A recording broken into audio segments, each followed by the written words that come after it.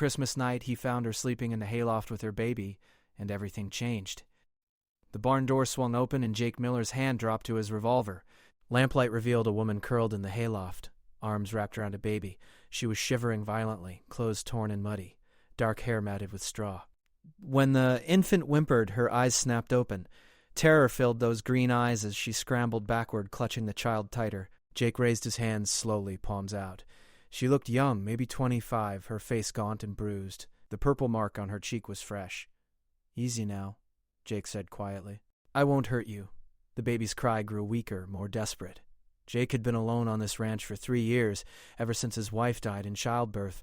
That sound twisted something deep in his chest, bringing back memories he'd buried. "You're both freezing," he continued. "My house is 20 feet away. Fire's going, got hot food and warm beds. We'll leave at first light," the woman whispered, her voice hoarse and broken. "I promise, no trouble." Jake studied her carefully.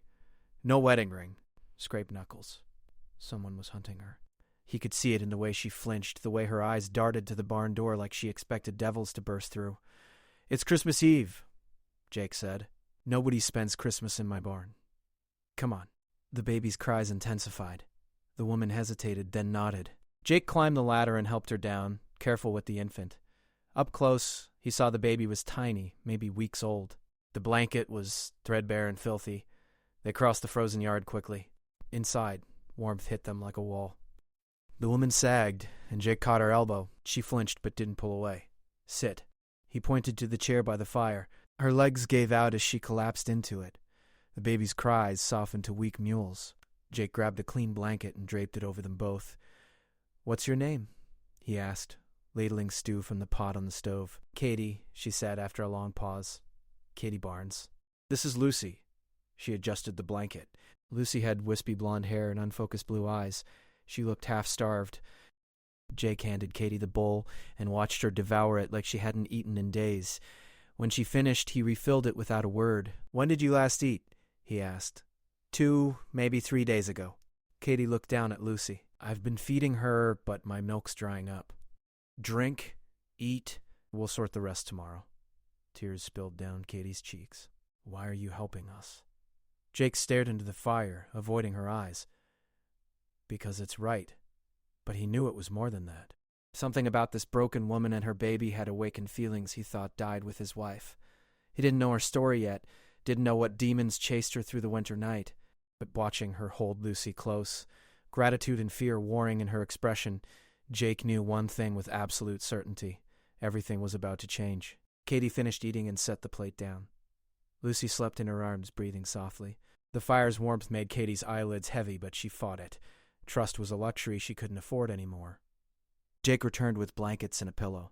"Take the bed. I'll sleep out here." "No," Katie protested weakly. "You've done enough. We'll manage by the fire." "That baby needs a proper bed," Jake said firmly. "And you do too." No arguments. Exhaustion won. Katie nodded and let him guide her to the bedroom. The bed looked like paradise after nights on frozen ground. Jake set the blankets down and turned to leave. "Thank you," Katie whispered. "I mean it." Jake nodded once and closed the door. Katie lay down with Lucy beside her, building a pillow barrier to keep the baby safe. Within minutes, both were asleep. Jake sat by the fire, mind racing. Having someone in the house after 3 years alone felt strange. The silence he'd grown comfortable with was broken by soft breathing from the bedroom. He should feel invaded, uncomfortable. Instead, he felt hope. Morning came with the smell of coffee and bacon. Katie woke slowly, disoriented until Lucy stirred beside her. She sat up, checking the baby. Lucy looked better after a warm night, her color improved and eyes more alert. Katie carried Lucy into the main room. Jake stood at the stove, flipping bacon in a cast-iron skillet. He glanced over his shoulder when he heard her approach. "Morning? Sleep well?" "Better than I have in months," Katie admitted. She sat at the small table, Lucy in her arms. "I should leave soon. I don't want to impose." Jake turned to face her, spatula in hand. "Where exactly are you planning to go?" Katie opened her mouth, then closed it. She had no answer. Months of running had left her without a destination, just constant motion away from danger. "I'll figure something out." "It's Christmas morning," Jake said. "Storm's coming this afternoon. You go out there with that baby, you won't make it 5 miles. He plated the bacon and eggs, setting a full plate in front of her. "Stay through the holiday. Then we'll talk." Katie knew he was right. The thought of going back into the cold made her stomach turn. But staying meant risk. If Vincent found her, if he tracked her here, Jake would be in danger too. Everyone who'd helped her before had paid for it. You don't know what you're getting into, Katie said quietly. Jake poured 2 cups of coffee and sat across from her. Then tell me. Katie looked down at Lucy, gathering courage. She'd kept the truth buried for so long, terrified of speaking it aloud. But something about Jake's steady gaze made her want to trust him. Her father, Katie began, voice barely above a whisper. His name is Vincent Cole. He owns half of Boulder Creek and controls the other half through fear. When I told him I was pregnant, he said the baby wasn't his problem. Said if I didn't get rid of it, he'd make sure I regretted it. Jake's expression darkened, but he didn't interrupt. I tried to leave quietly, Katie continued. Packed what I could and took the first stage out of town. But Vincent found out. He sent his men after me. They caught me in Silver Ridge, dragged me back. She pulled down the collar of her dress, revealing a scar along her collarbone. He did this. Said it was a reminder of what happens when someone crosses him. Jake's hands clenched into fists on the table. I waited until Lucy was born, then I ran again. Took nothing but the clothes on my back and my baby. I've been moving ever since, staying one step ahead. They're looking for me. They won't stop until they find me. Katie met Jake's eyes. That's why I can't stay. Vincent Cole doesn't forgive. Anyone who helps me becomes a target. Jake was quiet for a long moment. Then he stood and walked to the window, looking out at the snow-covered landscape. This Vincent Cole. He ever been to Redemption Valley? I don't think so. It's too small, too far from his territory. Good. Jake turned back to her. Then you're safe here. You don't understand, Katie said desperately. Vincent has men everywhere. Money, influence. If he finds out I'm here, he'll come. And he'll hurt anyone in his way. Jake's expression hardened into something Katie had never seen before. His eyes turned cold as steel. Let him come. Before Katie could respond, the sound of horses outside made them freeze. Jake moved to the window, his hand instinctively going to his revolver. 3 riders approached through the snow, their faces hidden beneath wide-brimmed hats. Stay here, Jake commanded. He grabbed his coat and stepped outside, closing the door firmly behind him. Katie's heart hammered in her chest. She clutched Lucy close, moving away from the window. This was it. Vincent had found her. After everything, all the running and hiding, it was over. She looked around frantically for another exit, but there was only the front door and a window impossible to climb through with a baby. Outside, she heard voices, men talking in low tones. She couldn't make out the words, but the conversation seemed calm. No shouting. No gunfire. Minutes crawled by like hours.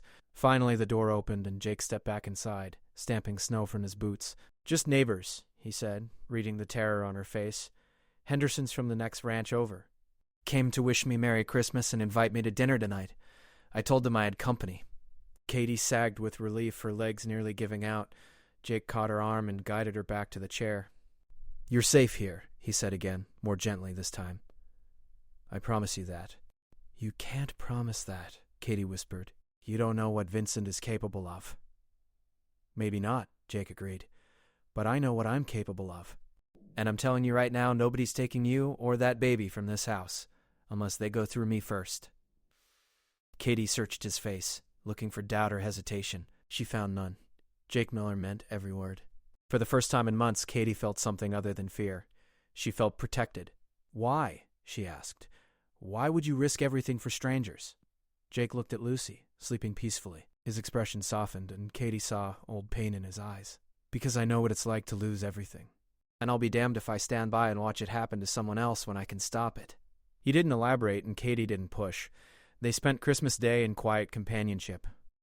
Jake showed Katie where everything was in the house, gave her clean clothes that had belonged to his wife, and helped her fashion diapers from soft fabric. They ate a simple dinner together, and Jake even smiled when Lucy grabbed his finger with her tiny hand.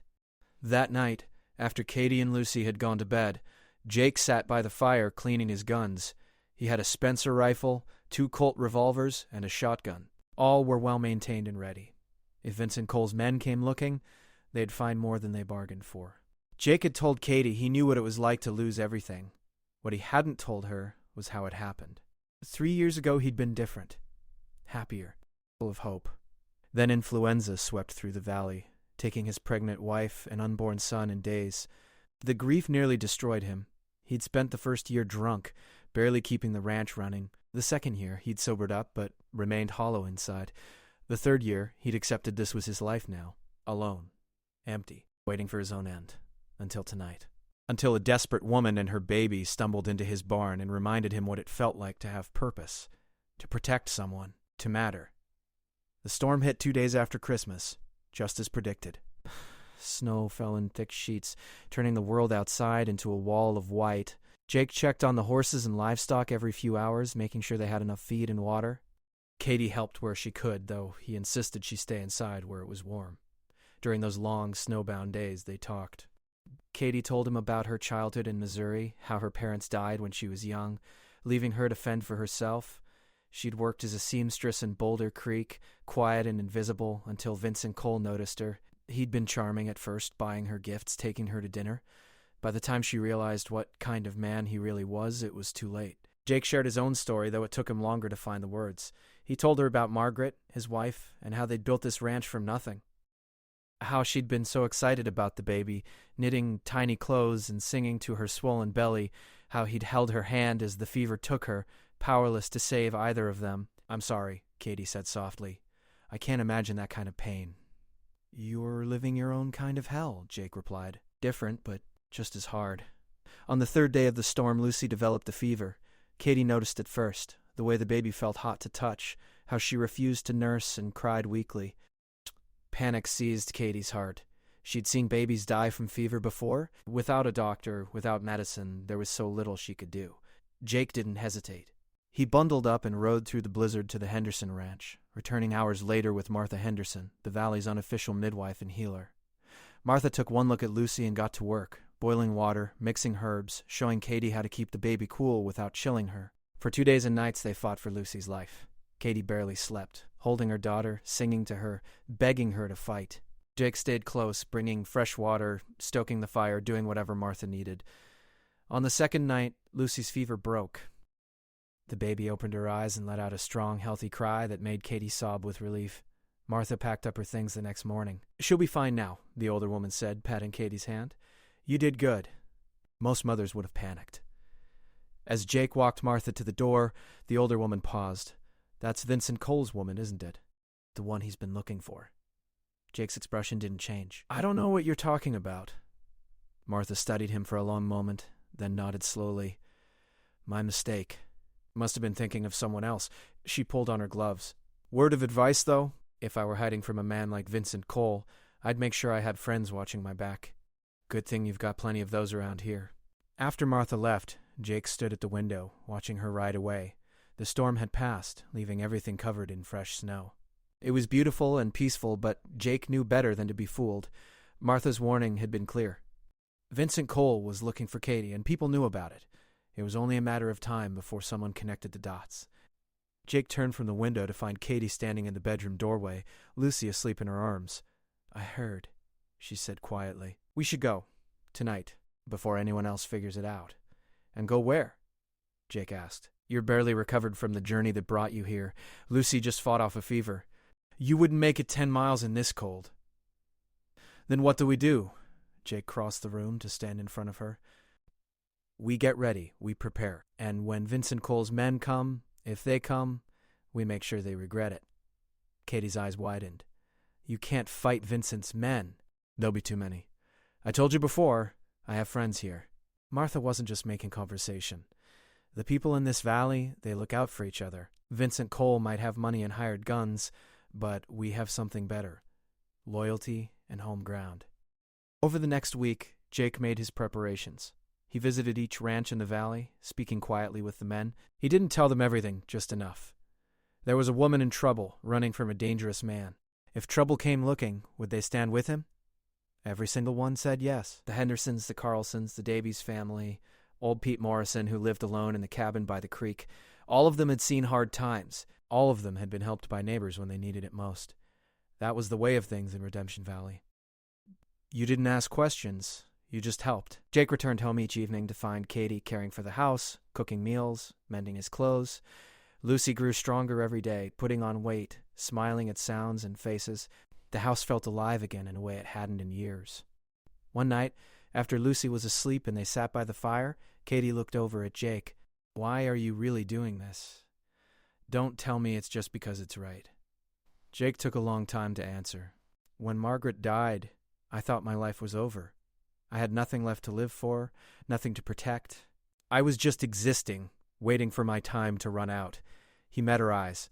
"You and Lucy, you gave me something I thought I'd never have again. Purpose.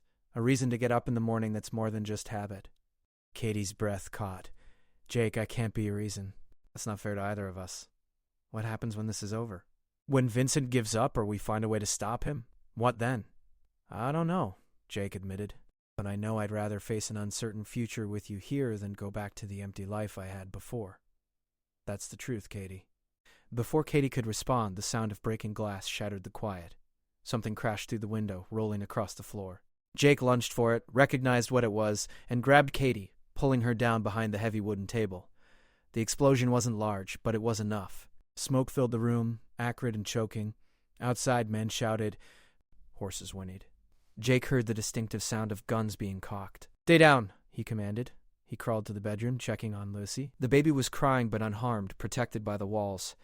Jake grabbed her, wrapping her in blankets, and brought her back to Katie. "Take her to the cellar," he said, pressing a revolver into Katie's free hand. "There's a door behind the pantry shelves.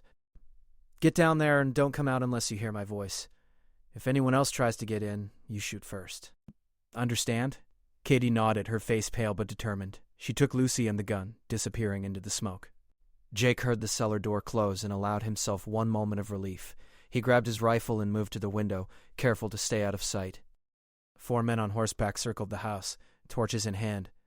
A 5th man sat apart, watching. Even in darkness, Jake could see the expensive cut of his clothes, the way he sat his horse like he owned the world. Vincent Cole. "Miller!" the man shouted. "I know she's in there.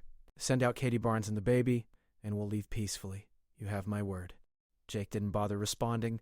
Vincent Cole's word wasn't worth the air it took to speak it. Instead, he aimed carefully and fired. The bullet took the torch from the nearest rider's hand, sending it spinning into the snow where it hissed and died. The men scattered, taking cover behind trees and outbuildings. Vincent Cole didn't move, his face a mask of cold fury. "Wrong choice, Miller. Boys, burn it down." 2 of the riders spurred their horses forward, fresh torches in hand. Jake fired twice more and both torches fell. But there were too many directions to watch, too many angles of attack. He couldn't hold them off alone. Then, like angels in the darkness, they came. Pete Morrison appeared first, his old Sharps rifle booming like thunder. One of Vincent's men went down, clutching his shoulder. The Hendersons rode in from the east, their rifles blazing. The Carlson brothers came from the west, whooping and hollering, their pistols flashing in the night. Vincent's men were caught completely off guard. They'd expected one lone rancher, not an entire valley full of armed, angry men defending their own. The gunfight was brief but intense. Bullets flew in every direction. One of the Carlson brothers took a hit to the leg but kept fighting. In the chaos, Vincent Cole tried to reach the house. He dismounted and ran for the door, pistol in hand. Jake met him on the porch. They faced each other across 10 feet of frozen wood. 2 men who'd never met but knew each other all the same. "She's mine," Vincent said coldly. "She ran with my property." "I'm taking both of them back." "Lucy's not property," Jake said. "She's a child, and Katie's not yours. She never was. You lost any claim when you raised your hand to her." Vincent laughed, a sound without humor. "You think you're noble? A hero? You're just another fool about to die for someone who isn't worth it." "Maybe," Jake said, "but at least I'll die standing for something." "What will you die for, Cole?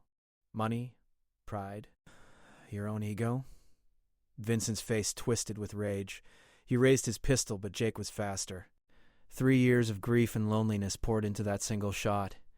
The bullet caught Vincent in the chest, spinning him around. He hit the porch railing and toppled over into the snow. The gunfire stopped. Vincent's remaining men, seeing their boss down, threw down their weapons and raised their hands. The valley men surrounded them, guns steady, faces grim. Jake stood over Vincent Cole's body, feeling nothing. No satisfaction, no guilt. Just hollow emptiness where justice should have lived. He'd taken a life tonight. It wouldn't be the last thing keeping him awake, but it would be on the list. Pete Morrison climbed the porch steps and clapped Jake on the shoulder. "It's done, son. You did what you had to do." Jake nodded numbly. "Check the others. Make sure nobody's hurt bad. And someone ride for the sheriff in the morning. As the men set about securing the prisoners and tending to wounds, Jake went back inside. He moved the pantry shelves and opened the cellar door. Katie? It's me. It's over. Katie emerged slowly. Lucy clutched to her chest, the revolver still in her hand. Her eyes went immediately to Jake, checking him for injuries. You're hurt, she said, noticing blood on his sleeve. Just a graze, Jake said. I'm fine. We're all fine. Katie set down the gun and threw her free arm around him. Lucy pressed between them. She was shaking, crying quietly into his shoulder. Jake held them both, feeling the weight of everything settle over him.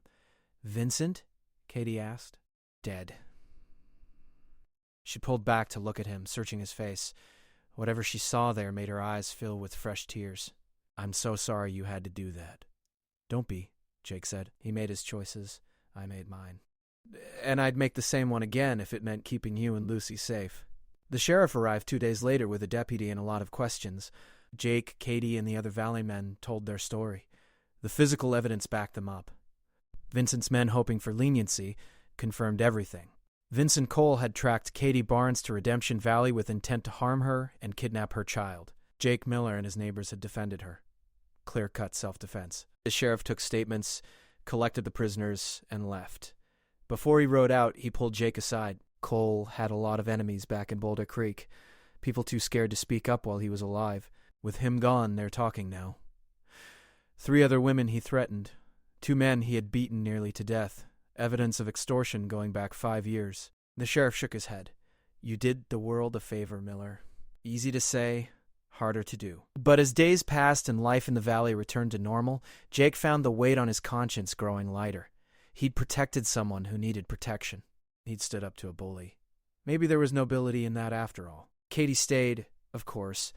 There was nowhere else for her to go, and if Jake was being honest with himself, he didn't want her to leave. They fell into a comfortable routine. Katie managed the house and cared for Lucy. Jake worked the ranch. 2 of Vincent's former men asked to stay on his hands. They were good workers, eager to make up for their past associations.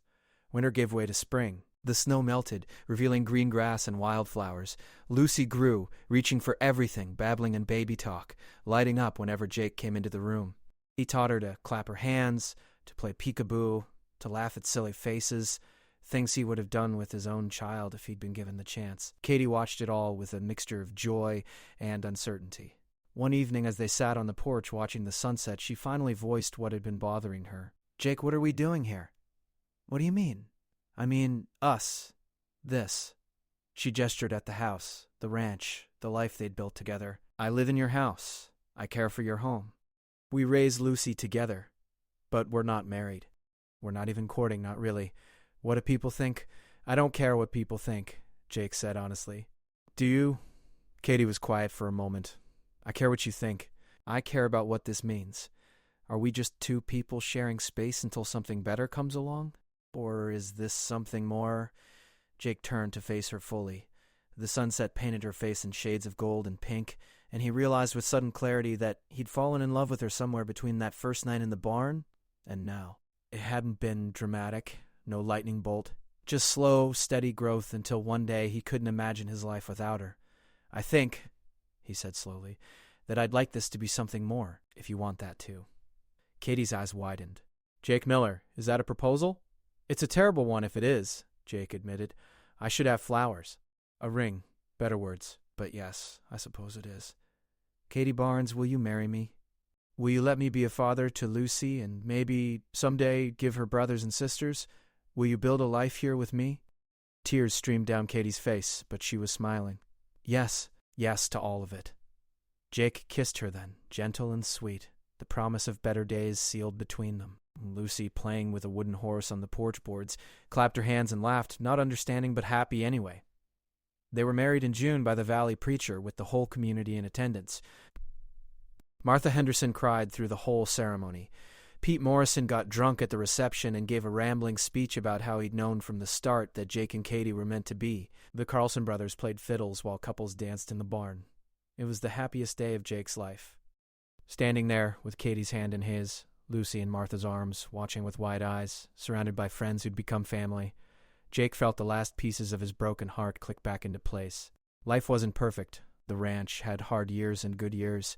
Lucy grew into a wild, fearless little girl who could ride a horse before she could write her name. Katie and Jake had 2 more children, a boy they named Matthew and a girl they called Sarah. The house that had once felt empty and cold rang with laughter and noise and love. There were hard days, too. Days when Katie woke from nightmares about Vincent finding them. Days when Jake looked at his family and felt the weight of responsibility pressing down like a physical thing. Days when money was tight and the future uncertain. But they faced it all together. That made all the difference. Years later, Jake would think back to that Christmas Eve when he'd opened the barn door and found a desperate woman and her baby hiding in the hayloft. He'd been a dead man walking then, just going through the motions of living. Katie had saved him just as much as he'd saved her. They'd given each other a second chance at happiness, at family, at life itself. On quiet evenings, when the children were in bed and he sat with Katie on the porch watching the stars come out, Jake would take her hand and squeeze it gently. She'd squeeze back and no words were needed. They both understood how close they'd come to missing this. Lucy eventually married a good man from the next valley over, a teacher who loved books and treated her like she was made of gold. Matthew took over the ranch, working it with the same pride his father had shown. Sarah became a doctor, healing people the way Martha Henderson had healed her mother and sister all those years ago. Jake and Katie grew old together, watching their family expand with grandchildren and great-grandchildren. The story of how they met became family legend, passed down through generations. The woman in the hayloft and the lonely rancher who found each other on Christmas Eve and built a life from the ashes of their pain. It wasn't the life either of them had planned. It was better, because it was real, earned through struggle and sacrifice, and the simple choice to keep fighting for each other no matter what came. On Jake's last day, surrounded by family in the house he'd built with his own hands, he looked at Katie sitting beside his bed. Her hair was white now, her face lined with years, but her eyes were the same green that had stared down at him from the hayloft that cold December night. "No regrets," he whispered. Katie leaned close and kissed his forehead. "No regrets," she agreed. Jake closed his eyes, at peace. He'd lived a good life, a full life, a life that mattered. All because one Christmas Eve, a desperate woman had chosen his barn for shelter, and he'd chosen to open his heart instead of turning her away. In the end, that's what it all came down to. Not the gunfight, not the dramatic rescue, not even the romance. Just one person choosing to help another in their moment of greatest need. That simple act of kindness had rippled out through the years, affecting not just Jake and Katie, but everyone their lives touched. The ranch still stands today, run by Matthew's children and grandchildren. On Christmas Eve every year, they light a candle in the barn window, a reminder of the night that changed everything. Travelers passing through are offered food and shelter, no questions asked. Because that's the legacy Jake and Katie left behind. Not just a family or a ranch, but a reminder that sometimes the most broken people are the ones who can build the most beautiful lives. That redemption is possible, that love can heal the deepest wounds, and that every ending is just another beginning waiting to happen. The story of Christmas Eve in the hayloft became more than just a family tale. It became a lesson about compassion, about courage, about the power of choosing kindness, even when fear tells you to close the door and protect yourself. Jake Miller had been a man with nothing left to lose. Katie Barnes had been a woman running out of hope. Together, they built something neither could have created alone. A home. A legacy of love that would outlast them both. And it all started with a creaking barn door, a freezing December night, and a man who chose to say yes when everything in his past told him to say no. That single choice, that moment of compassion, echoed through generations. Proof that one person can make a difference, that one act of kindness can change the world. At least, that's what Jake's great-grandchildren tell their own children when they ask about the candle in the barn window every Christmas Eve. And every year, without fail, they light it. A beacon in the darkness, welcoming the lost and weary just as Jake welcomed Katie so many years ago. Because some traditions are worth keeping. Some stories are worth telling. And some Christmas miracles, the real ones, are simply people choosing to be better than their pain, braver than their fear, and kinder than the world expects them to be.